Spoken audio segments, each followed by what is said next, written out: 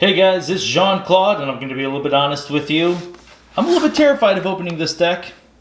The first deck out of this box was incredible, and you know what that usually means? It means that this one is just going to be terrible. Let's see what we have here. At least give me some decent houses. Oh wait, actually, if it's going to be a bad deck, why don't we make the houses terrible? Yeah, let's see. What have I not had much luck with? Let's make this a, no, see, you guys love logos, you love Untamed, but I never seem to get good cards in those houses. So I'm hoping I see those two houses. We'll just get the bad deck out of the way. Not have to worry about anything, just make it rough. Alright, here we go. First house is Sanctum. Second house, Brobnar. And the third house, what do you think it's going to be? Oh man, it feels like it's gonna be Mars. Oh, it's Logos. Interesting. F. Warholt, the Atrium Naysayer. Wait a minute, that's my second Naysayer in Age of Ascension. Must have been a new name they decided to add, and they said, hey, you know what? Let's try and utilize this name as much as possible.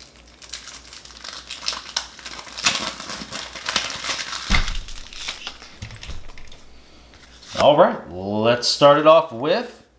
Oh, this was in our last box as well. Vimos Lightbringer, 6 power, play, destroy each elusive creature. I do like him in this set quite a bit. Mighty Lance, play, deal 3 damage to a creature and 3 damage to a neighbor of that creature. Pretty good. The Spirit's Way, destroy each creature with power 3 or higher. That's really good in this set. Sigil of Brotherhood, Aember, whenever you play it, it's an artifact. Omni, sacrifice it. For the remainder of the turn, you may use friendly Sanctum creatures. Oh, give us some great creatures in here. Oh, this guy's awesome. Rothus, the Fierce, 4 power, 2 armor. Taunt, hazardous 4. So good. Gatekeeper, 5 power, 1 armor. Play, if your opponent has 7 or more Aember, you get to capture all but 5 of it. Takes your opponent off a key. Shield of Justice, Aember, whenever you play it, for the remainder of the turn, each friendly creature cannot be dealt damage. Healing Blast, Aember, whenever you play it. Fully heal a creature. If you healed 4 or more damage this way, gain 2. Golden Aura. Play, choose a creature. Fully heal the chosen creature. For the remainder of the turn, the chosen creature is considered to be in House Sanctum and cannot be dealt damage. Pretty sweet. Oh, Aubade the Grim. 4 power, 1 armor. Play, capture 3 Aember. Whenever he reaps, you discard 1 Aember from him. So good. Bond the Armorsmith, 3 power, other friendly creatures get +1 armor. As an action, for the remainder of the turn, each other friendly creature gets +1 armor. I don't think I've seen a card after him, so I'm going to assume he's our last Sanctum. Oh, we have 2 of them. Wow. That is really strong. I love that he helps other houses besides Sanctum. Now we are on to Logos, Entropic Swirl. Play, choose a creature. For each trait that creature has, it's dealt 2 damage and gain an Aember. So most creatures, if you look at them, of course, I pick up one that only says human. These are the traits right here. Kind of a common question, actually. But you check out Grim here, Spirit and Knight. So for each trait there, they're going to be doing 2 damage and gaining 1. In a lot of cases, this is actually a 2 Aember card, so that's really good. I like it. Oh, and there's 2 of them. Okay, 2 of the same rare, and I actually like this one. That's a great card to see. Rocket Boots. Upgrade. This creature gains Fight Reap. If it's the first time the creature is used this turn, you get to ready it. Very nice. Research Smoko, 2 power. When he's destroyed, archive the top card of your deck. Memory Chip. It's an artifact. After you choose Logos as your active house, archive a card. Very nice. ZYX Researcher, 2 power. Play. Archive the top card of your deck or the top card of your discard pile. Okay, I already like the amount of archive we have in here. There's 2, 3. Hopefully we can get some more. Get some of our worst cards out of the deck, or just set up a big turn.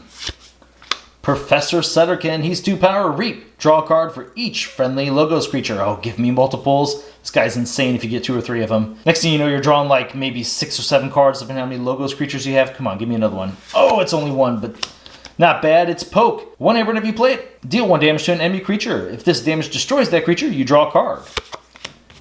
Hexbion, 2 power, destroyed. Archive Hexbion and the top card of your deck. Very nice. And there's 2 of them. Helper Bot, 1 power, play. You may play 1 non-Logos card this turn. The new and improved version of Phase Shift. Oh, Archimedes. Thanks to the rolling, this guy is absolutely insane. 2 power, elusive. Each of Archimedes' neighbors gains destroyed. Archive this creature. So if you have not heard the ruling yet, this has a very, very interesting effect when it comes to a board wipe. So let's just kind of set up a couple of these here. just so we can imagine. You can kind of illustrate how this plays out. So, let's say our board is this. We have Helper Bot on this side, 2 Hexabions on the left, and on the right we have a Professor Setterkin.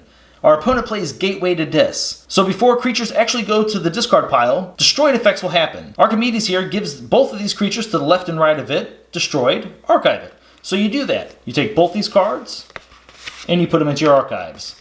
Now, Hexbion has that exact text. When it's destroyed, you archive the creature. So now he goes to there. Same thing. It's a constant effect. It's constantly checking.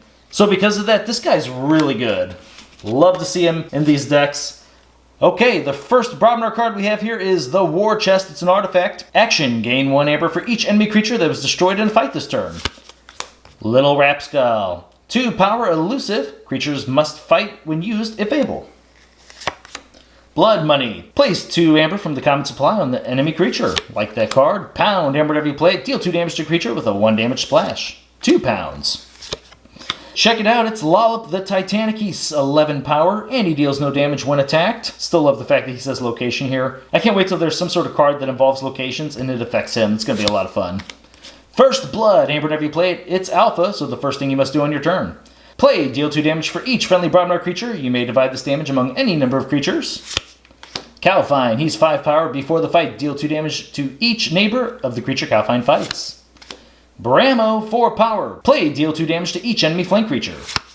2 of those, like that guy quite a bit. Bingo Bang Bang, 2 power. Before the fight, deal 5 damage to each neighbor of the creature Bingo Bang Bang fights.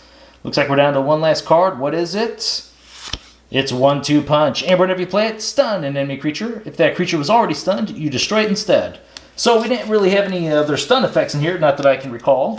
So this is at least an Aember and then stunning a creature. Let's go through this. I feel like there was a decent amount of Aember in this deck as well, so let's count that up. Okay, so that's going to be an Aember. Let's go through here. Okay. Ooh, well, okay. Say not too much in Logos, but then again, these guys are basically getting us 2 each. At least the way I'm going to play it. That's an Aember. Alright, well maybe it was a little bit less than I was thinking. There's 1, 2, 3 minimum, 5, 7, 8, 9, 11, 12, 13, 14, 15. Okay, 15's not bad at all for AOA. It's actually probably a little bit above average. We had a lot of control though, so you got the Bramos here. Let's actually put all the creatures up. See what we can do maybe with Archimedes, protecting them. Or another cool thing about Archimedes is you're attacking with the creatures and you're actually killing your own creatures that are next to them. You're able to just archive them to use them again. Okay, so 1, 2, 3, 4, 5.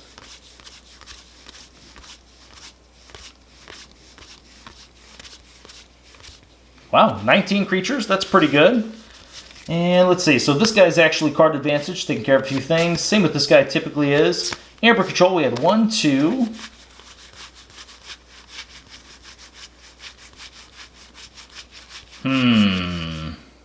Uh-oh.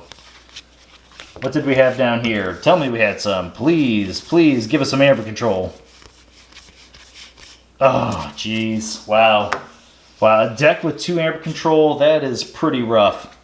Another thing I want to point out, I didn't see any artifact control either, so that is kind of a big issue. I don't think this deck can rush fast enough to get some big wins. It is going to be a pretty fun deck. I wouldn't mind playing this at the locals. Has a lot of cool things it can do, whether it's archiving or just destroying some creatures. A lot of big effects in here.